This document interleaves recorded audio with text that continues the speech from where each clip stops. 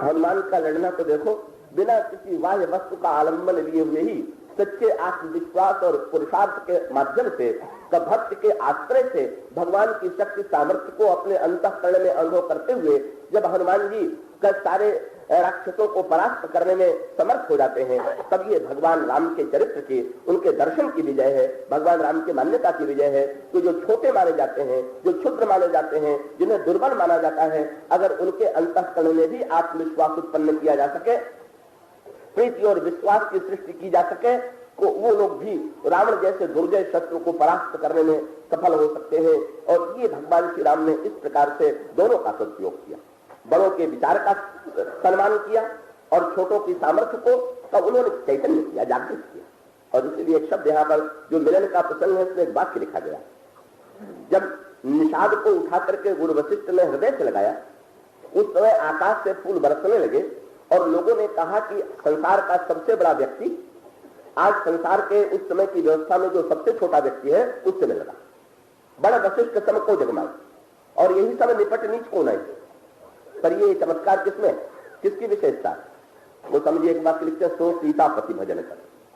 सीतापति भजन कर प्रगट प्रताप प्रभाव का जरा संदर्भ देखिए, इसका तात्पर्य समझिए, इसका अर्थ क्या हुआ। सो सीतापति भजन कर प्रगट प्रताप प्रभाव में बहुत बड़ा संकेत छिपा हुआ, और वो ये है, भजन जो है, भजन शब्द का आप जानते होंगे। तो भजन शब्द जो है संस्कृत धातु में भज धातु से बना हुआ है। भजन का अर्थ है, भज धातु का अर्थ है सेवा करना, भजन माने सेवा करना।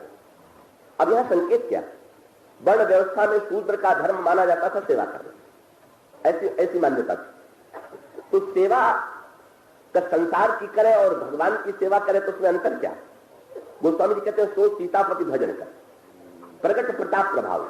और उसका अर्थ यह है कि जहां पर मनुष्य का स्वार्थ आता है सामने, वहां पर मनुष्य का धर्म और ज्ञान एक ओर रह जाता है और स्वार्थ प्रबल हो जाता है। और ये हमारे आपके जीवन के, सबके जीवन का सत्य है कि इसमें बिरले ही व्यक्ति अपवाद हो सकते हैं। और वो क्या, सेवक और सेव्य का संसार में संबंध बड़ा अटपटा।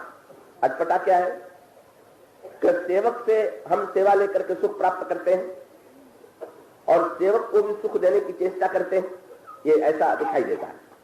इसीलिए रामायण में एक वाक्य कहा गया कि सबके प्रिय सेवक यह रीति, सबको सेवक प्रिय होता।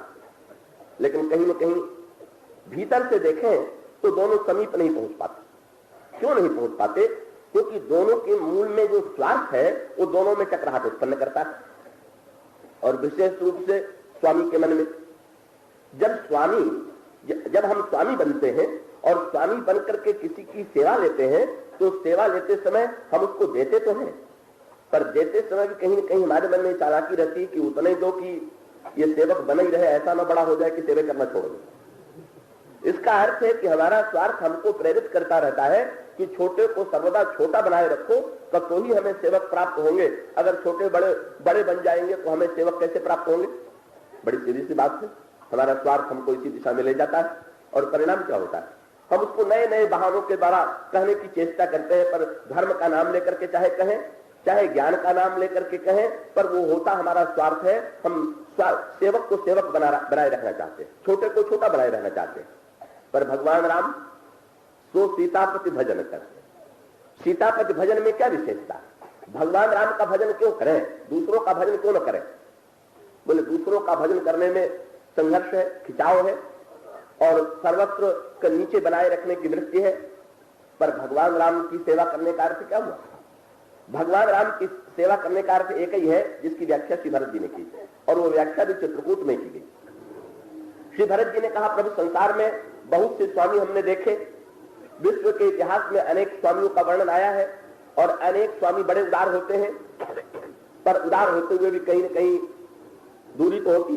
रामायण में बड़ा सुंदर संकेत आता है, प्रताप भानु पहले ये बड़ा पुण्यात्मा था, बड़ा धर्मात्मा था, और बाद में यही रावण हो गया। तो ये प्रताप भानु जो है अपनी प्रजा से बड़ा अच्छा व्यवहार करता था, मंत्री और सेनापतियों से बड़ा अच्छा व्यवहार करता था। पर एक बड़ा मनोवैज्ञानिक चित्र गोस्वामी जी ने प्रस्तुत किया कि सारे मंत्री सेनापतियों के साथ वो विंध्याचल के वन में शिकार करने के लिए गया और उसने सिंह और नाना प्रकार के पशुओं पर बाण का प्रहार करके सफलता प्राप्त कर ली, और सफलता प्राप्त करने के बाद वो लौट रहा था। जब वो लौट रहा था तो सामने से का एक बड़ा विशाल शूकर आता हुआ दिखाई पड़ा, जिसके दांत बिल्कुल चमकीले थे, जिसके दांत को देख करके ऐसा लगता था कि जैसे इसके मुंह में चंद्रमा ही आ गया है क्या, तराहु और चंद्रमा की सी प्रतीति हो रही थी कि बड़ा विधु नहीं समात मुख माही मनहु क्रोध बस उगलत नहीं। तो राजा ने देखा और उसके मन में आया कि इसको भी मार ले, ये लोभ का प्रतीक है। इसका अर्थ है कितनी भी सफलता प्राप्त करें पर लगता है कि नहीं थोड़ा और, इतने से संतोष नहीं है का और, पर नई बात हो गई। अभी तक राजा ने जितने बाण चलाए थे वो सफल हुए थे, पर पहली बार राजा के जीवन में अवसर आया कि बाण चलाया और वो शूकर को नहीं लगा, और कई कर छल सुअर शरीर बचावा। वो शूकर जो था वो तो काल के राक्षस था, वो चतुराई से अपने को बचा लेता है, और बचा लेने का परिणाम होता है कि राजा के मन में क्रोध उत्पन्न होता है और वो निश्चित रूप से पीछे भागता है उस शूकर के पीछे। तो गोस्वामी जी विनय पत्रिका में कहते हैं संसार बन है और शूकर लोभ। संसार कांतार अति घोर गंभीर बन गहन तरु कर्म संकुल मुरारी, और उसमें कहते हैं विनय पत्रिका में लोभ शूकर रूप। लोभ के पीछे राजा भाग रहा, और उसके साथ साथ कौन? बोले मंत्री और सेनापति। मंत्री और सेनापति चले, पर उसके बाद गोस्वामी जी ने जीवन का यथार्थ चित्र प्रस्तुत कर दिया। क्या? मृग तेजी, वो शूकर बड़ी तेजी गति से भाग रहा था और राजा का घोड़ा जो था पीछा कर रहा था, लेकिन धीरे धीरे मंत्री और सेनापतियों का साथ छूटता गया। और इसका अर्थ क्या? जब तक आप सफल हैं तब तक आपका साथ देने वाले बहुत, पर जो जो आपकी विफलता दिखाई देती जाएगी तो साथ छूटता जाएगा। का उसका बाण विफल हो गया, साथ छूट रहा है, लेकिन जिन्होंने साथ छोड़ दिया क्या वही दोषी थे क्या? यूं उलट के देखिए, मंत्री और सेनापतियों ने साथ छोड़ दिया तो क्या अर्थ यह है कि बड़े स्वार्थी थे कि जंगल में राजा को अकेला छोड़ दिया? नहीं नहीं, कब छोड़ क्या दिया? वो तो ऐसी स्थिति बन गई कि छूट गया। क्यों छूट गया? राजा उदार था, उसने अपने मंत्रियों को भी घोड़ा दिया था, अपने सेनापतियों को भी घोड़ा दिया था, और सब घोड़े साथ में चले, लेकिन प्रताप भानु का घोड़ा आगे रह गया और सब घोड़े पिछड़ गए। इसका अर्थ क्या हुआ? इसका मनोविज्ञान यह था कि प्रताप भानु ने घोड़े सबको दिए, पर इतना ध्यान रखा कि और लोगों के घोड़े हमारी बराबरी वाले ना हो, थोड़ा कमजोर ही हो। तो यही तो हमारी मनोवृत्ति है। हम किसी को चाहते हैं कि कुछ हम उदारता भी दिखा दो तो पिछड़ ही रहे, हमारी बराबरी में ना आने पाओ, तो कभी कभी वही संकट का कारण बन जाता है। अगर अपने बराबर ही तेज घोड़ा दिया होता तो शायद साथ में छूट, पर और लोगों के घोड़े दुर्बल थे इसलिए साथ छूट गए। और इसका अर्थ यह है कि जहां केवल स्वार्थ की भित्ति पर समझौता होगा तो वहां पर वो समझौता टिक नहीं सकता है, संघर्ष में आने पर वो टूटता है। भगवान राम तो श्री भरत जी कहते हैं महाराज एक ही स्वामी ऐसा है कि जिसने सेवक और स्वामी के संबंध को एक नए अर्थ को जो नया अर्थ दिया, और वो कौन सा? श्री भरत कहते हैं को साहिब सेवक ही निवाजी और आप समाज साज सब साजी और निज कर टूटे न समझिए सपने सेवक सकुच सोच उर अपने तो गुसाई नहीं दूसर को पी भुजा उठाई कहो फल रूप। श्री भरत कहते हैं प्रभु सेवा लेने के लिए सेवा करने वाले तो बहुत स्वामी दिखाई देते हैं, पर जो सेवा करने के लिए सेवक खोज करे वो तो आप ही।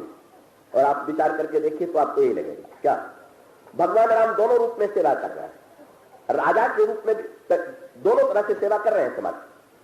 तो गुरु के रूप में भी सेवा कर रहे हैं, शिष्य के रूप में भी सेवा कर रहे हैं, बड़े बनकर के भी सेवा कर रहे हैं, छोटे बनकर के भी सेवा कर रहे हैं। जब स्वामी के रूप में दिखाई देते हैं तो भी सेवा कर रहे हैं, और जब सेवक के रूप में होते हैं तो भी सेवा करते हुए दिखाई देते हैं। और यहां तक कि जब लगता है कि वे सेवा ले रहे हैं तब भी सेवा लेते समय भी वो सेवा कर रहे होते हैं।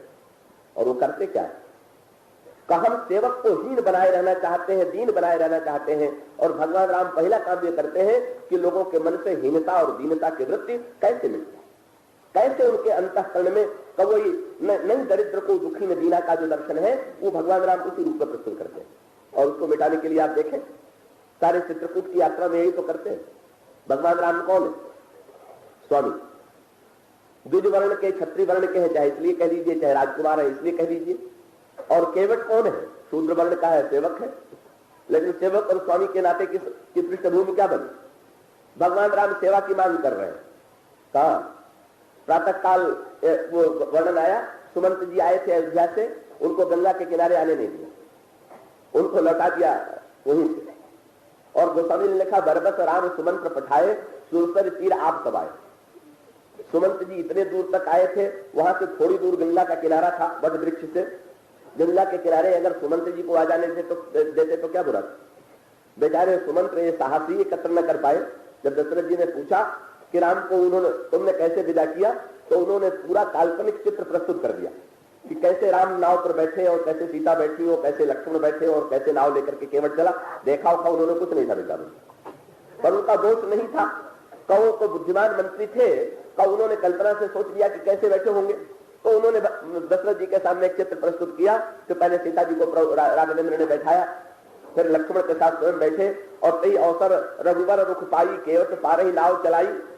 अब ये वर्णन और इस प्रसंग में तो बिल्कुल बेमेल है, क्योंकि लिखा वो बरबस राम सुमंत्र पठाए सुरसर तीर आप तब आए।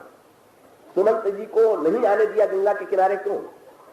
भगवान राम चाहते हैं कि जो जिस नए संबंध को मैं नई पृष्ठभूमि देना चाहता हूं, सुमंत के रहते हुए वो संभव है। सुमंत साधारण व्यक्ति नहीं, अयोध्या राष्ट्र के प्रधानमंत्री। और भगवान राम ने सोचा कि अगर मैं सुमंत के साथ लेकर के गंगा के किनारे खड़ा हो गया तो केवट शायद आतंकित हो जाएगा कि इनके सामने मैं कैसे मुंह खोलूं, और मुझसे और केवट का जो वार्तालाप होना चाहिए उनको नए अध्याय की सृष्टि होनी चाहिए। इसलिए अयोध्या के राज्य के प्रतिनिधि को लौटा दिया, और लौटा करके केवल कौन रह गए? भगवान राम, लक्ष्मण और सीता गंगा के किनारे आकर के खड़े हो गए। सुमंत जी तो दूर, उनको सामने नहीं आने दिया गया। और आने के बाद भगवान राम सेवक से सेवा की मांग कर रहे हैं। भगवान श्री राम आते क्या कहते हैं? नहीं, एक तो नई बात हो गई। नई बात क्या? भगवान राम का स्वागत केवट ने कैसा किया? स्वागत अगर भगवान राम का किसी ने बिल्कुल नहीं किया, कि जनक ने तो इतना बड़ा स्वागत किया था कि उनके लिए मखमली कालीन वालीन बिछाया था, बड़ा स्वागत सत्कार किया था, पर केवट की क्या बात है? उठ के भी नहीं खड़ा हुआ, कालीन खाई नहीं बेचारे के पास कि वो भगवान के लिए बिछाता। भगवान राम से बैठने के लिए भी नहीं कहा। भगवान राम आकर के गंगा के किनारे खड़े हो गए। मानो इसका अभिप्राय क्या? ये नई बात। केवट क्या भगवान राम की अवहेलना करना चाहता है क्या? ना, केवट की आंखों में आगे चल करके आंसू आ गए।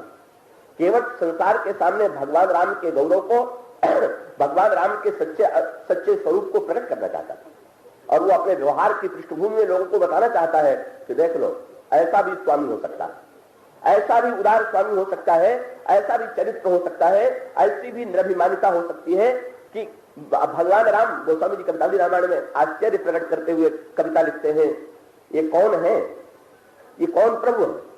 याद करने लगे तो पुराणों से याद करना प्रारंभ किया। नाम अजामिल ते खलकोटी अपार नदी भव बूढ़त काढ़े। और ये कौन है? जो सुमिरे गिरमेर सिलाकन होत अजाखुर बारिद बाढ़े।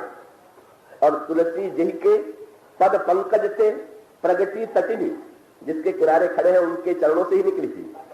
तुलसी जी के पद पंकज से प्रगति तटिनी, जो हरे अघ गाड़े ते प्रभु। और यह सरिता वह प्रभु, और यह सरिता माने वही तो प्रभु है जिन्होंने 2.5 पग में सारे ब्रह्मांड को नाप लिया था। और ये नदी की धारा कितनी चौड़ी? कत्ते प्रभु या सरिता तरीबे कह मालक नाव मांग रहे हैं। और कैसे? करार हुए ठाड़े, गंगा के किनारे खड़े हैं, बैठने के लिए भी कोई कहने वाला नहीं, स्वागत सत्कार नहीं। भगवान राम रूठ जाते तो केवट क्या कर, केवट की क्या दशा होती? पर भगवान राम को पहली बार प्रसन्नता हुई कि कोई व्यक्ति ऐसा मिला कि जिसके मन में मुझे देख के किसी प्रकार के भय की अनुभूति ही नहीं हो रही है, और वो मेरे सामने। इसका अर्थ ये हुआ, एक नाते की बात है।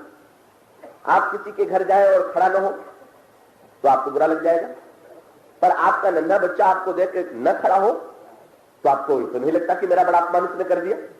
क्यों नहीं लगता? आप अपने बालक से अपने ऐसे वात्सल्य का नाता जोड़े हुए हैं कि उस नाते के बीच में आपका अभिमान नहीं आता है, आपका वात्सल्य आता है, आपकी प्रीति आती है। और ऐसी स्थिति में आप अपने बालक के व्यवहार में रिझ जाते हैं। बैठा हुआ बालक बात करता है तो आपको आनंद और रस की अनुभूति होती है। और भगवान राम जब देखते हैं तो लगता है मैं जो चाहता था, जो कब आज प्रारंभ हो गया, वो नया व्यवहार हमको मिलने लगा। भगवान राम ने आते कह दिया नाव ले आओ, और उत्तर जो मिला वो भी परंपरा से सर्वथा विरुद्ध था। तब मांग की गई, होना तो यही चाहिए था कि मांग मिल गया, मैं नहीं लिया। और जब नहीं लिया था का उत्तर मिला तो प्रभु ने मुस्कुरा करके देखा, क्या बात? बोले काहे तुम्हारे मर्म में जाना, नई बात हो गई ना। नई बात माने कोई किसी को न पहचानता हो और उपेक्षा कर दे तो समझ में आता है।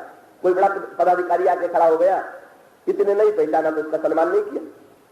तो केवट अगर ये कहता है कि मैं आपको जानता नहीं इसलिए नाव नहीं ले आऊंगा तो तर्क संगत है, पर केवट कहता है मैं आपको अच्छी तरह पहचान गया हूं इसीलिए नहीं ले आऊंगा, और इसका अर्थ ये हुआ कि ठीक उनकी बात। केवट का तात्पर्य है कि आपको न पहचानता तो इतना बड़ा साहस में कर ही नहीं सकता। और इसका अर्थ क्या, वो केवट समझ गया माने नाव से नदी पार करने नहीं आए, ये तो बहाना बनाया है उन्होंने। सेवा लेने को तो एक निमित्त बनाया है, जो करने आए हैं उसे केवट समझ रहा, और जब जानता है कि यही करने आए हैं तो वो सहयोग दे रहा है कि आपका जो कार्य है उसमें मैं सहयोग देता हूं। भगवान राम से बैठे बैठे बात किया, अपनी शर्तें भगवान राम के सामने मनवाई। कब पूछा भगवान राम से कह दिया कि क्या आप सचमुच पार जाना चाहते हैं क्या? प्रभु आश्चर्य से मुताकने लगे। केवट ने कहा अगर न जाना चाहे तो और बढ़िया, गांव के पास रह जाइए, सदा दर्शन हुआ करेगा, पर अगर आपके मन में जाने का निर्णय हो गया है तो मैं तो आपका चरण धो करके ही आपको नाव पर बैठाऊंगा। तो भगवान राम ने देखा मौन भाव से कि फिर इसमें कठिनाई क्या। बोले नाव चरण धो करके तो बैठाऊंगा, पर चरण भी तब धोऊंगा कि जब आप अपने मुंह से कहेंगे कि मेरा चरण धो। ये तो नई भाषा है। अब किस वेद में ढूंढे हम इस भाषा को, और किस पुराण में ढूंढे, ये तो मिलेगा नहीं भाई। ये भाषा वेद पुराणों की भाषा तो नहीं है। कब तो भगवान को नेति नेति जय वेद निरूपा निजानंद निरूपाधि अनुपा, नेति नेति कह करके श्रुतियों के द्वारा जिसका प्रतिपादन किया जाता है, पुराण जिसकी स्तुति करते हैं, उससे कोई ये भाषा बोले किस कहां से सीखे वो भाषा का? ये भाषा तो प्रीति की भाषा है, जो ग्रंथ से नहीं मिलती है, का जो हृदय से निकलती है और जो प्रभु के अंतराल में प्रविष्ट होकर के उनको बड़ा सुख देती है। और भगवान राम तुरंत सुन कृपालु बोले सोई कर जही तो नाव न जाई। और केवट नहीं उठा तो सीधे कह देते अच्छा भाई बेज्ञान जल पाओ पखारू हो तो विलंब उतारे पारू, जल्दी से जल ले आकर के मेरा पैर धो करके मुझे पार उतार दो। पर केवट को कोई जल्दी नहीं। वो समझे ने कहा, केवट समझता है ना कि बहुत से लोग पार उतरने के लिए खड़े हैं। बोले महाराज सब बड़े लोग चाहते हैं पहले मुझे उतारो, वो छोटे लोगों को देखा जाए, पर आप आए हैं तो आप थोड़ी उस क्रम से चलेंगे। आप तो आए हैं तो आपको तो हम बाद में ही पार उतारेंगे, देर क्यों लग रही? केवट पहले दूसरे यात्रियों को पार उतार रहा है। और वो कौन यात्री है जिनको पार उतार रहा? तुलसीदास जी लिखते हैं, गोस्वामी जी लिखते हैं, पद पखारी जलपान करी और आप सहित परिवार और पितर पार करी प्रभु ही पुनि मुदित गए उलय पार। पहले पितरों को पार किया फिर प्रभु को पार किया। बोले महाराज जी कब से खड़े हैं? ऋषि मुनि तो तर गए पर हमारे पुरखे तो तरे नहीं। ये गंगा भी न तार पाई जो आपके चरणों से निकली थी। उनको भी लगा कि ये तो केवल हमारे ही किनारे पाप करते हैं। शास्त्र कहते हैं अन्यत्र पाप करे तो तीर्थ में नष्ट हो जाए, पर तीर्थ में करे तो वज्रलेप हो जाए। बोले महाराज हमारे पुरखे तो ऐसे थे और आप आ गए। तो सच बात तो यह है कि आप पार होने के बहाने दूसरों को पार करने आए हैं। आप थोड़ी प्रतीक्षा कीजिए, आप खड़े रहिए, आपकी इसमें शोभा, आपके गौरव के यही अनुरूप। और केवट आज इसका अर्थ क्या हुआ? कब भगवान राम ने केवट का उद्धार नहीं किया, का उद्धार कर देते तो भगवान राम जान। पर जब ये लिखा हुआ है कि केवट ने पितरों को पार कर दिया, किसका अभिप्राय? भगवान राम ने अपनी कृपा के द्वारा केवट का उद्धार नहीं किया, तो केवट को उद्धारक बना दिया कि आज से तुम भी दूसरों का उद्धार किया करो, तुम चित चाहे जिसको पार उतार दो। आज तक ये विशेषाधिकार ऋषि मुनियों ने ले रखा था कि हम ही लोग जिसको कहेंगे वही पार उतरेगा, प्रमाण पत्र नहीं देंगे तो पार बिल्कुल नहीं उतरेगा। पर आज पहली बार एक केवट को अधिकार मिला कि नहीं, तुम सबको पार उतार सकते हो, तुम जिसको। और भगवान राम का तात्पर्य क्या है? अरे जब संसार को पार उतारने वाले मुझको तुम पार उतार सकते हो तो तेरा कौन बाकी बचा हुआ है जिससे पार न उतार सकते? परिणाम क्या होता है?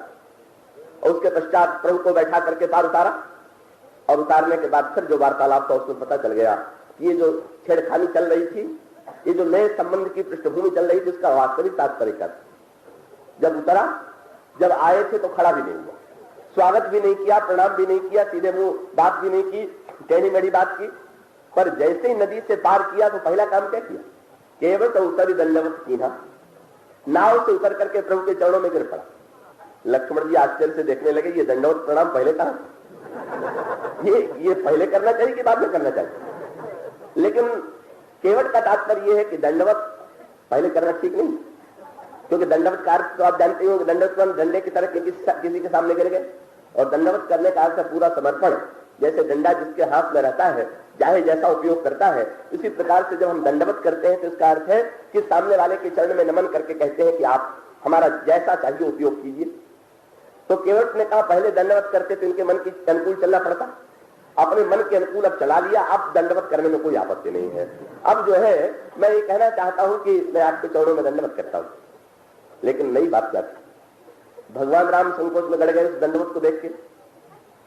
तो कुछ लोग अब प्रणाम में अपना विशेषाधिकार समझते हैं, प्रणाम न होने पर दुख मान जाते हैं, कष्ट होता। और भगवान राम का स्वभाव उल्टा, क्या बोले, अति कृपालु सुकृतज्ञ दयानिधि सकुचत सकृत प्रणाम किए। अगर कोई प्रणाम करता है तो भगवान उसको अपना विशेषाधिकार नहीं मानते कि मैं ईश्वर हूं, जगत बंद हूं, मुझे प्रणाम करना चाहिए। अपितु प्रणाम करते ही प्रभु सोचने लग जाते हैं कि प्रणाम किया इसने, बड़प्पन मुझे दिया, जब इसने मुझे दिया तो मुझे भी तो कुछ देना चाहिए, मैं करूं। गोस्वामी जी मेरा पत्रिका में कहते हैं, संकोच में गड़ जाते हैं कि प्रणाम करके इसने मुझे बड़ा बनाया, सम्मान दिया, अब इसके बदले में मैं इसको क्या दे डालूं। और ये यहां पर भी है केवट उत्तरी दंडवत कीन्हा, तो प्रभु को क्या लगा, प्रभु सब पूछे यही कछु नहीं दीना, इसको मैंने कुछ नहीं दिया, क्या अनोखे उदार देने वाले हैं। हम लोग थोड़ा देते हैं और बहुत दिखाई देता, और प्रभु ने दे दिया, चरण दे दिया, चरण दे करके उसको उद्धारक बना दिया। पर संकोच ये लग रहा है कि मैंने कुछ नहीं दिया। कोई कहे कि महाराज बड़े बड़े साधक तपस्या के द्वारा आपका चरण पाते हैं, आपने चरण दे दिया तो अब कुछ बाकी। भगवान कहते हैं वो उन साधकों को तो चरण की आवश्यकता रहती, इसलिए दान चुकाते हैं, पर इसने तो कही दिया कि मुझे कोई आवश्यकता नहीं आपके चरण की, अगर आपको पार जाना हो तो धुलवाई। तो भगवान ने कहा इसको तो उतराई और धुलाई दोनों देना चाहिए, ये दोनों ही कृपा कर रहा है और ये दोनों इसका स्नेह है। भगवान संकोच में गढ़ते हैं तब गोस्वामी जी कहते हैं सो सीतापति। सीतापति माने नाम भी कैसा सुना, सीतापति। और सीतापति माने जहां दोनों पति पत्नी में उदारता की होड़ लगी हुई, और प्रभु तो परम उदार है ही है, पर उनकी अनुगामिनी जो सीता जी है, जो आज्ञा शक्ति है, वो क्या उनकी स्थिति क्या की सिय जानन हारी मन मुदरी मन मुदित उतारी। श्री किशोरी जी ने अपने हाथ की मुदरी उतार लिया और उतार करके धीरे से प्रभु को दे दिया, और प्रभु जब देने लगे तो शब्द क्या था, कहे कृपालु ले उतराई। शब्द देखे आप, एक एक शब्द में प्रभु के उनका वो स्वरूप दिखाई देता है जो उनके चरित्र का सच्चा अर्थ है। भगवान राम के चरित्र में ही आप बात पाएंगे। तो आप जब कोई सेवा कर ले, परिश्रम कर ले, तो पहले तो चेष्टा यही करते हैं कि हम अधिक परिश्रम ले ले, कम दे। पर अगर कुछ ऐसे उदार मिल जाए कि कम सेवा लेके अधिक दे, तो तुरंत कह देते हैं कि लो भाई ये तुम्हें इनाम दे रहा है। भगवान राम क्या दे रहे हैं, भगवान राम दे रहे हैं नाव पार उतारने की उतराई। कैसे उतराई हुई, और श्री सीता जी की वह मणि जटित दिव्य मुद्रिका जो महाराज श्री जनक के द्वारा दी गई है, कल वो मुद्रिका दे रहे हैं।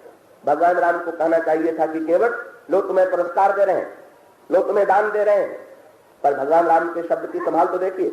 भगवान राम कहते हैं कहे वो कृपालु ले उतराई, तुम्हारा पारिश्रमिक दे रहे हैं, पुरस्कार नहीं दे रहे। पुरस्कार दे रहे हैं माने तुम्हारे काम से अधिक दे रहे हैं, और पारिश्रमिक दे रहे हैं कार से तुमने जितना किया उसके अंदर ही दे रहे हैं, उससे अधिक नहीं दे रहे हैं।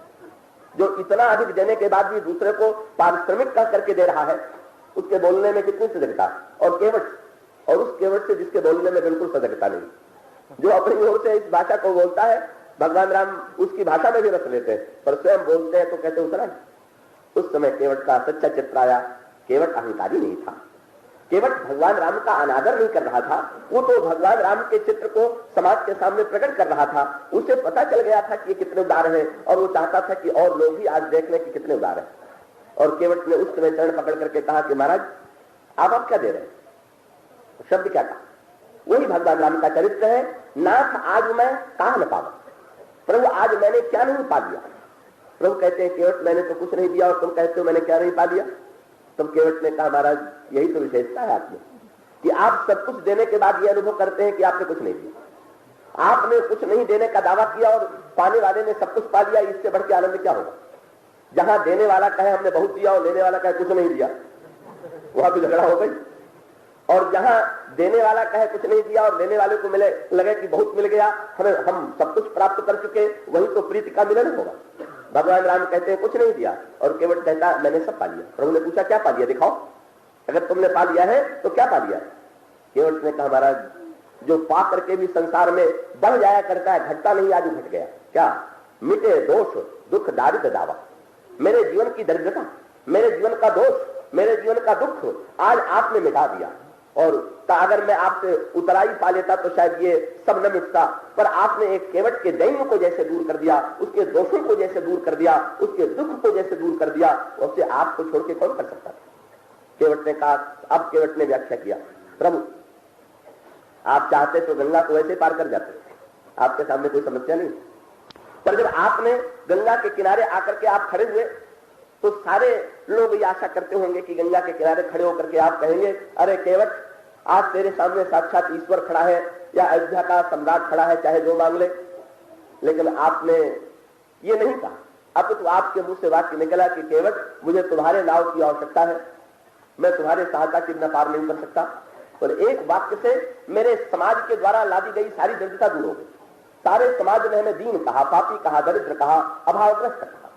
आप पहली बार आए कि आपने मुझसे ये कहा, और कहा भी तो आपने क्या कहा, नाव ले आओ, बिना नाव के मैं पार कैसे होऊंगा। एक वाक्य से मुझे लगा कि अरे मैं दरिद्र कैसे हूं, मैं अभावग्रस्त कैसे हूं।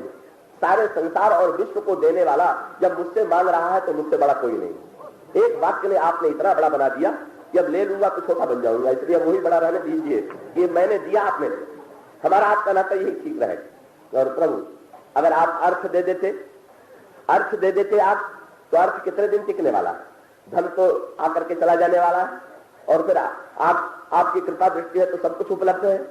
और प्रभु आप धर्म दे देते तो भी कोई बात नहीं थी, सब मैंने पा लिया। इसका अर्थ ये हुआ कि आपको पा लेने के पश्चात जहां लक्ष्मी ही प्रिया है वहां अर्थ भी मिल गया। आपने सेवा का सौभाग्य दिया तो धर्म भी मिल गया। आप तो मेरी नौका को स्पर्श करके सुंदरी भी बना सकते थे, पर मैंने यह स्वीकार कर दिया, तो आप तो काम भी दे सकते थे, पर मैंने नहीं दिया।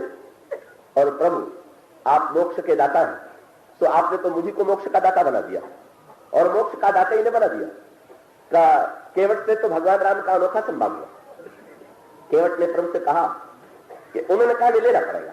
जब प्रभु से कहने पर भी नहीं लिया, तब लक्ष्मण जी ने कहा, ये रामायण भर में एक ही पात्र है जिसको लक्ष्मण जी ने मनाने की चेष्टा की, और कोई नहीं। लक्ष्मण जी जिसको मनाते हैं केवल केवट, क्योंकि लक्ष्मण जी थोड़ी देर पहले थोड़ी से भौहों के टेढ़ेपन के द्वारा उसके व्यवहार पर शुद्धता प्रकट कर चुके थे।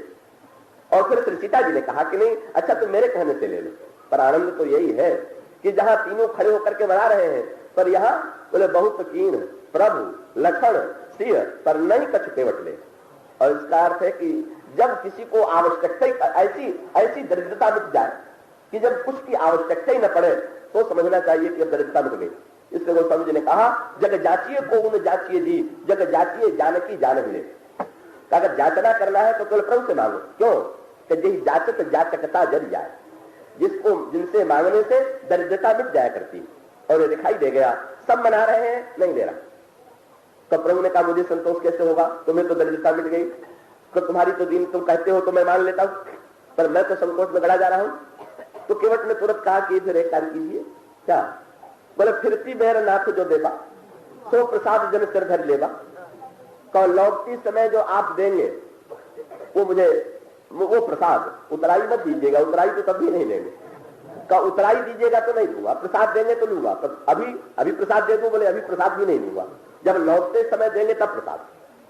क्या मीठा बात के बोले महाराज, प्रसाद तो तब बनता है जब उसको वो ग्रहण कर लिया जाए। अभी तो आप यात्रा में जा रहे हैं, प्रसाद तो लौटते समय बनेगा, अभी तो आप दे देंगे तो प्रसाद नहीं माना जाएगा। पर इसका अर्थ क्या हुआ? बोले केवट ने ये क्यों कहा? केवट ने मानो बांध दिया। और बांध क्या दिया?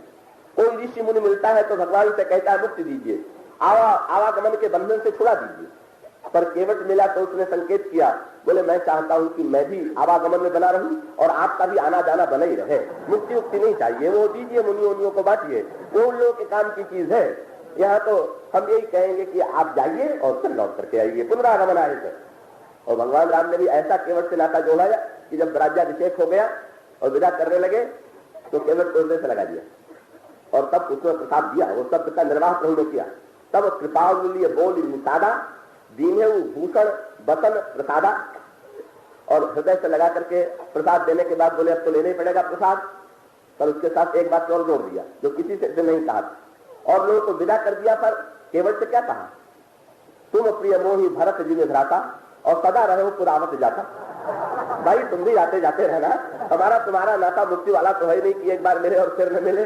आओ तुम आओ, मैं आऊं, मैं तुम्हारे द्वार पर कभी आऊं, कभी तुम मेरे द्वार पर आओ, कभी तुम मुझे पार उतारो, कभी मैं तुम्हें पार उतारूं। हमारा और तुम्हारा नाता इस प्रकार का। और इसका अर्थ क्या? केवट के अंतःकरण में जो हीनता की भावना थी, मैं जात से हीन हूं, धन से हीन हूं, योग्यता से हीन हूं, मेरी कोई समाज को आवश्यकता नहीं है, और आवश्यकता भी है तो लोग वो समझते हैं कि मूल्य दे करके हमने बहुत कुछ कर दिया। भगवान राम ने अपने व्यवहार के द्वारा उसके अंतःकरण की वो दीनता दूर कर दी। और यही दीनता दूर करना प्रभु का स्वभाव। यही बंदरों के साथ व्यवहार करते हैं। जब बंदरों से कहते हैं सीता जी का पता लगा दीजिए, जब सुग्रीव से कहते हैं कि सीता जी का पता लगवा दीजिए, तब वो प्रत्येक को ये कहना चाहते हैं कि नहीं नहीं, आप में से प्रत्येक की आवश्यकता मुझे है और आपकी सहायता के बिना हमारा कोई काम नहीं होगा। ये जो भगवान राम के चरित्र का पक्ष है, ये क्या है? जो दीनता है, जो सेवक है, तो उसको सेवक बनाए रहने की वृत्ति नहीं है, तो सेवक बनाए रहने की वृत्ति नहीं है, अपितु तो उसको भी इतना ऊंचा उठा देने के लिए कि जहां पर भगवान राम चाहते यह है कि प्रत्येक सेवक के हृदय से दीनता मिट जाए, अभाव मिट जाए। इसीलिए जब सिंहासन पर बैठने चले तो फिर वो उसी व्रत का निर्वाह करके तब सिंहासन पर बैठे। जब प्रभु के स्नान का समय आया तो जो स्नान का आसन बना हुआ था, प्रभु ने श्री भरत को बुलाया और भरत से कहा पहले तुम इस आसन पर बैठ जाओ और आसन पर बैठ करके जो मैं करूं सेवा उसे स्वीकार करो। श्री भरत बैठ गए और प्रभु के पीछे खड़े हो गए। ये नई परंपरा थी, श्री भरत नहीं कर नहीं सकते थे। प्रभु ने कह दिया, तुम्ही ने तो चित्रकूट में व्याख्या किया था कि ऐसा कोई स्वामी नहीं है जो सेवक की सेवा करे, अब तुम्ही उस व्याख्या को नहीं मानोगे तो सत्य कैसे सिद्ध हो? तो तुम्हें तो सत्य सिद्ध करना ही पड़ेगा, तुम्हें तो सेवा स्वीकार करनी पड़ेगी। तब खड़े हो गए और लगे भरत जी की जटाओं को सुलझाने। वो समझे ने कहा, पुनि करुणानिधि भरत हटारे और निज कर राम जटा निर्वारे। और इसका अर्थ क्या? श्री भरत छोटे, प्रभु बड़े। छोटा बड़े की सेवा करे तो ये तो समाज में देखा, पर बड़ा छोटे की सेवा करे, भगवान राम ने कहा ना, इसके बिना पूर्णता नहीं आएगी। छोटे जब तक बड़े की सेवा करता रहेगा तब तक नहीं बनेगी बात राम राज्य की। जब बड़ा भी छोटे की सेवा करने लगे और उस सेवा में भी घर बने। भगवान राम जब भरत जी की जटाओं को सुलझाने लगे तो भरत जी ने प्रभु की ओर देखा, बोले प्रभु अब यही काम रह गया है क्या? अयोध्या के सिंहासन पर बैठने वाले प्रभु, आपको अब यही काम शेष रह गया है क्या? प्रभु ने हंस करके कहा, भरत तुमने अयोध्या की सारी समस्याओं को सुलझा दिया, कुछ छोड़ा ही नहीं, अब जटाओं को सुलझाने तो बाकी है, अब क्या मैं सुलझाऊं? तो जो सुलझाने की समस्या थी वो तो तुमने तुम्हारे चरित्र के द्वारा सुलझ गई, अब ये काम तो करने दो, कम से कम मैं इतना तो करूं।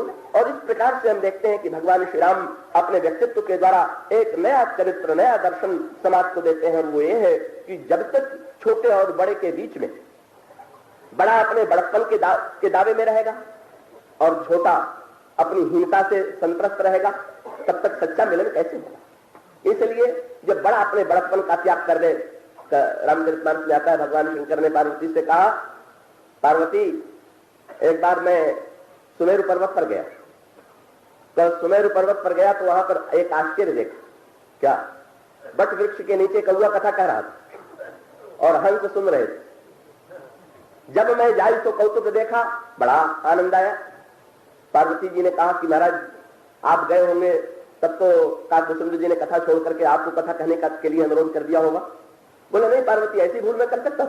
नहीं नहीं, जो मैंने देखा कि इतने हंस कथा सुन रहे हैं कौए से, तो मेरे मन में भी आनंद आया कि सुनाया तो बहुत, चलो आज सुनने का आनंद ले ले। और तब मैंने क्या किया? बोले तब कछु काल मराल तनु, मैं भी हंसों में हंस बन के चुपचाप जाके बैठ गया और सुने सकल। बोले अंत में आपने परिचय दिया कि नहीं? बोले ना, तब कछु काल मराल तनु भरित कीन निवास, और सुने सकल रघुपति चरित्र और पुण्य आए कैलाश। बिना परिचय दिए चले आए। और इसका अर्थ क्या हुआ? भगवान काकभूषुंड जी के मन में शंकर जी के प्रति प्रगाढ़ आदर की भावना, पर भगवान शंकर के अंतःकरण में कहीं बड़प्पन के प्रदर्शन का कोई स्थान ही नहीं है। तो भगवान शंकर जो है प्रसन्न हो रहे हैं क्या? तो इसमें उन्हें काकभूषुंड नहीं दिखाई दे रहे, कौवा बैठा हुआ ये नहीं दिखाई दे रहा। ये नहीं सोच में आया कि कौवा बैठा हुआ, लगने लगा धन्य है हमारे प्रभु की कथा कि जो कौवे को इतना ऊंचा उठा देती है कि हंस भी सुनते हैं। इसलिए तो प्रभु की कथा के प्रति आदर है, ये कौवे के प्रति आदर नहीं।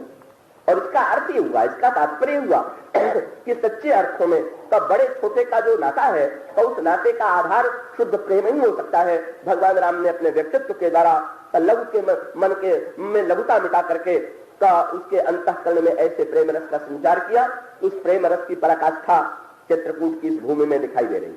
और वो प्रेम रस की पराकाष्ठा क्या? भगवान राम ने गुरु जी से एक बार भी नहीं कहा कि महाराज केवट को हृदय से लगाना चाहिए। भगवान राम ने गुरु जी से या ऋषि मुनियों से कभी नहीं कहा। उन्होंने तो इतना किया कि केवट को मित्र कह करके पुकारा और ये समाचार चारों ओर फैल गया कि प्रभु केवट को मित्र मानते हैं। और इस एक वाक्य के द्वारा प्रभु का जो ये वाक्य था वो महामंत्र की तरह। तो एक बड़ी समस्या आती है ना, हम जब इन चरित्रों को पढ़ते भी हैं तो कहीं न कहीं हम बहाना ढूंढ करके उसे भागते हैं। कैसे जन एक बार कहा कि ठीक है, भगवान राम ने केवट को हृदय से लगा लिया तो ईश्वर है, तो न ईश्वरा चरितम चरित, ईश्वर के चरित्र का अनुकरण थोड़ी करना चाहिए। तो मनुष्य को तो अपनी सामाजिक व्यवस्था का पालन करना चाहिए। लिख दिया तुलसीदास जी ने तो ठीक है, ईश्वर जो करे हम थोड़ी कर सकते। गोस्वामी जी जानते थे कि ये लोग ऐसे ही करेंगे, इसलिए उन्होंने बताया कि पहले ईश्वर ने किया, पर श्री भरत तो ईश्वर नहीं। फिर श्री भरत ने उसी को स्वीकार किया। कि श्री भरत भी स्वीकार कर लेते तो ये कहा जाता कि ईश्वर के बाद उनके भक्त थे, उन्होंने मान लिया होगा। पर वो गुरु वशिष्ठ तो धर्म के आचार्य हैं। इसका अर्थ यह है कि धर्म ने इस मान्यता को स्वीकार किया कि नहीं स्वीकार किया। तो एक भक्त ने तो स्वीकार कर लिया, श्री भरत भक्त है, संत ने स्वीकार कर लिया। पर समाज की में वो मान्यता जब तक गुरु वशिष्ठ जो ब्राह्मण हैं, जो शीर्षस्थ हैं, जो समाज में धर्म के व्याख्याता हैं, वो मानते हैं कि नहीं मानते उस व्यवस्था। वो स्वामी जी ने कहा गुरु वशिष्ठ ने भी चित्रकूट में प्रेम भूमि में आके संस्कारों को छोड़ा और निषाद को लक्ष्मण से भी अधिक प्यार से हृदय से लगा लिया। चारों ओर फूल बरसने लगा। फिर भी डर यही था कि कहीं ये विद्वान महापुरुष ये व्याख्या न कर रहे कि ये तो अपवाद है, नियम थोड़ी है। इनके पास इतने महामंत्र हैं व्याख्याओं के बदलने के कि उस महामंत्र के द्वारा वो कोई न कोई ये ईश्वर है इसलिए ठीक नहीं है, वो भक्त है इसलिए ठीक नहीं है, गुरु वशिष्ठ ने किया तो अपवाद है, नियम तो सबके लिए होता है। वो स्वामी जी ने वो रास्ता भी नहीं रहने दिया। क्या हुआ? वो स्वामी जी ने कहा पहले भगवान राम मिल चुके, उसके बाद श्री भरत मिल चुके, अब श्री भरत के बाद गुरु वशिष्ठ मिले, और गुरु वशिष्ठ के मिलने के बाद गुरु वशिष्ठ जब मिल चुके तो सारे समाज ने उनकी व्याख्या को स्वीकार किया। और आगे पंक्ति क्या कहती है? आगे के अगली पंक्ति को पढ़िए। गुरु वशिष्ठ के मिलने के बाद जब मिलन प्रारंभ हुआ तो सारे अयोध्या के एक एक नागरिक ने सम्मिली केवट उमग अनुरागा, प्रत्येक ने हृदय से लगाया। और इसका अर्थ धर्म की व्याख्या बदल गई। गुरु वशिष्ठ ने जब लगा लिया तो लोगों ने समझ लिया कि जब भाई गुरुदेव हृदय से लगाते हैं तो फिर हमारे सामने प्रश्न कहां रह गया। तब तो ये व्याख्या सब स्वीकृत हो गई। तो अच्छा भाई दया करके लगाया होगा? बोले ना, पूर्जा ने सकल सराहे भागा। प्रत्येक अयोध्या वासी केवट को हृदय से लगा के अनुभव कर रहा है कि हमारा बड़ा सौभाग्य। क्यों? उन लोगों को लग रहा है कि केवट से बढ़ करके मिलने में आनंद किसी से नहीं। क्यों? बोले केवट को प्रभु ने भी हृदय से लगाया, भरत जी ने भी हृदय से लगाया, गुरु जी ने भी हृदय से लगाया। जिसके हृदय में तीनों लग चुके उससे हम मिल करके हम चारों से मिल रहे हैं। इतना बड़ा सौभाग्य हमें प्राप्त हो रहा है। शायद अलग अलग मिलते तो वो आनंद न आता जो एक केवट से मिलने में आनंद आ रहा। एक केवट के मिलने प्रत्येक स्पर्श की अनुभूति हो रही। बोले केवट का वही हृदय है जो प्रभु के हृदय से सटा, केवट का वही हृदय है जो संत भरत के हृदय से सटा, और केवट का वही हृदय है जो महान ज्ञानी तत्वज्ञ धर्म के परम आचार्य गुरु वशिष्ठ के हृदय से सटा था। और ऐसे इस त्रिवेणी में स्नान करके, ये तो त्रिवेणी हो गई ना, ज्ञान भक्ति कर्म की त्रिवेणी हो गई। भगवान राम ने हृदय से लगाया ज्ञान अखंड एक सीतावर है, श्री भरत ने हृदय से लगाया परम भक्त है, और गुरु वशिष्ठ ने हृदय से लगाया परम धार्मिक। जैसे त्रिवेणी में स्नान करके पवित्रता की अनुभूति होती है, उसी प्रकार से अयोध्या के प्रत्येक नागरिक को अनुभूति होने लगी। मानो गोस्वामी जी जो संदेश देना चाहते हैं वो ये है कि जब तक हम परस्पर संघर्षरत रहेंगे, जब तक हम लड़ते रहेंगे, चाहे उसका नाम कोई दे दें, चाहे धर्म का नाम दे दें, चाहे ज्ञान का नाम दे दें, चाहे कोई नाम दे देंगे, तब तक सच्चे अर्थों में हमें सच्चे हृदय में शांति की अनुभूति नहीं होगी। अगर हम शांति और राम राज्य अपने हृदय में चाहते हैं तो हमारा कर्तव्य ये है क्या कि हम भक्त की पृष्ठभूमि पर सो सीतापति भजन कर, ये सीतापति जो है जिस प्रकार से अपनी करुणा के द्वारा सबको अपना रहे हैं, उसी प्रकार से हम अपने राष्ट्र में, अपने परिवार में, अपने समाज में, अपने प्रिय से निकट व्यक्तियों से, सबसे जहां पर निकटता है वहां और निकटता, और जहां दूरी है वहां पर भी सामिप्य लाने की चेष्टा, ये मानो इस प्रसंग का विशेष दर्शन।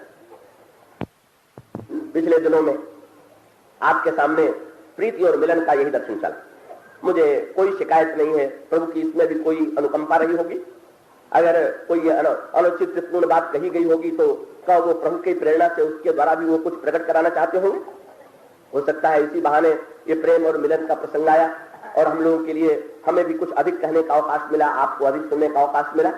इसलिए मैं कृतज्ञ हूं सबके प्रति, जो आलोचक है उनके प्रति, और जो स्नेह से इतनी बड़ी संख्या में आप आए हुए हैं। आप सब लोगों के इस प्रेम से प्रकट होता है कि आपके मन में प्रीति का संचार है। मैं इन शब्दों के साथ इस प्रसंग को समाप्त करता हूं।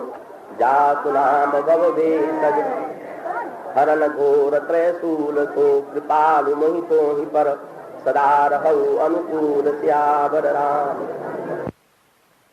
का चरित्र, जिस ग्रंथ का नाम रामचरितमानस है, तो उसमें कुछ शब्द जो है तो गोस्वामी जी ने प्रयुक्त किए। का एक शब्द तो है इतिहास, का दूसरा शब्द है चरित्र, का तीसरा शब्द है कथा, और चौथा शब्द है लीला। तो ये शब्द सांकेतिक शब्द हैं और इन सांकेतिक शब्दों के माध्यम से ही तो गोस्वामी जी के दृष्टिकोण को और उनकी राम कथा को हृदयंगम किया जा सकता है। तो इसकी विस्तृत व्याख्या का आज अवसर नहीं है, किंतु इसे संक्षेप में मैं स्पष्ट कर दूं और उसी संदर्भ में श्री रंगनाथन जी के प्रश्न का उत्तर भी आ जाएगा। इतिहास एक शब्द प्रयुक्त हुआ है भगवान राम के चरित्र की गाथा के लिए। रामचरितमानस के अंत में भगवान शंकर कहते हैं, कहूं परम पुनीत इतिहासा सुनत श्रवण छूटई भव पासा। पर इतिहास शब्द का प्रयोग रामायण में बड़े गिने चुने ही स्थानों पर किया गया है। तो गोस्वामी जी के बहुत प्रिय शब्दों में से यह शब्द नहीं है। तो उन्हें शब्द जो अत्यंत प्रिय है वे है चरित्र, और उससे भी अधिक प्रिय है कथा और लीला। तो इतिहास की तुलना में गोस्वामी जी ने तो इन शब्दों को अधिक महत्व इस दृष्टि से दिया कि अगर केवल ऐतिहासिक संदर्भ में ही, केवल ऐतिहासिक दृष्टि से ही श्री राम कथा को देखने की हम चेष्टा करेंगे तो हमारे समक्ष कुछ ऐसी समस्याएं आएंगी कि जो परिणाम में अनिष्टकारी सिद्ध हो सकती हैं। का इसका तात्पर्य यह नहीं है, जैसा कि अभी मैंने कहा कि भगवान शंकर इसके लिए इतिहास शब्द का प्रयोग करते हैं और इतिहास शब्द का प्रयोग करते हैं, इसका अभिप्राय हुआ कि इस देश में काल विशेष में तो भगवान श्री राम ने जन्म लीला, उन्होंने अपनी लीलाएं इस धरती पर करके इस धरती को पवित्र किया, रावण का वध करके राम राज्य की स्थापना की। यह इसका इतिहास पक्ष है। पर इतिहास पक्ष के साथ साथ जो प्रश्न उठ खड़े होते हैं और जिसका समाधान देने के लिए गोस्वामी जी लीला और कथा शब्द का प्रयोग करते हैं, ये बड़े महत्व के शब्द हैं। और वो ये है कि अगर यह केवल इतिहास है तो इतिहास शब्द के साथ साथ उसके अर्थ की ओर आपका ध्यान गया होगा। तो इतिहास शब्द जो बना हुआ है वो बना है इतिहास, ऐसा हुआ। किसी बीती हुई घटना का जब हम वर्णन करते हैं या उसे सुनते हैं तो इतिहास। तो अगर केवल हम भगवान राम के चरित्र को इतिहास की दृष्टि से देखें तो उसका परिणाम यह होगा कि हमें स्वीकार करना होगा कि राम कभी थे और आज नहीं। और उसका अभिप्राय यह है कि राम जो है हमारे जीवन में तो इतिहास के अनेक पात्रों की तरह हमारी स्मृति में ही है, तो उनकी कोई सत्ता आज नहीं। तो गोस्वामी जी इस मत से सहमत नहीं और इसी दृष्टि से इतिहास के साथ साथ वे कुछ बातें जोड़ देते और उन बातों को जोड़ देने का तात्पर्य यह है, उसका अभिप्राय यह है कि हम श्री राम की सत्ता को तो केवल किसी काल विशेष की सीमा में न बांध दें, किसी देश की परिधि में ही समाप्त न कर दें। और इसीलिए तुलसीदास जी कुछ ऐसी बातें कह जाते हैं जो उनके कवि हृदय को समझे बिना, तो उनकी दृष्टि को समझे बिना समझ में नहीं आ सकती। जैसे एक बात क्यों ले ले, अगर वाल्मीकि रामायण को देखें तो महर्षि वाल्मीकि भगवान राम के समकालीन, और उन्होंने भगवान श्री राम के चरित्र का वर्णन किया बड़े दिव्य इतिहास के रूप में।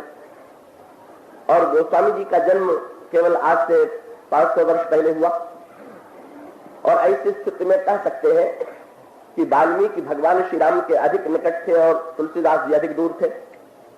काल की एक लंबी दूरी श्री राम और तुलसीदास के बीच में विद्यमान है, लेकिन गोस्वामी जी की दृष्टि को उस भाव भूमि को यदि हम ग्रहण करें तो एक अनोखी बात सामने आती। क्या महर्षि वाल्मीकि समकालीन तो है ही, उनका गौरव तो महान है ही, पर गोस्वामी जी एक ऐसी बात कहते हैं कि जिसको पढ़ करके ऐसा लगता है कि गोस्वामी जी समकालीन होने के साथ साथ श्री राम के से उससे भी अधिक निकट है जितने महर्षि वाल्मीकि। क्यों? महर्षि वाल्मीकि तो देवर्षि नारद से ये प्रश्न करते हैं कि इस संसार में सबसे बड़ा गुणवान व्यक्ति कौन है, और तब देवर्षि नारद श्री राम का वर्णन सुनाते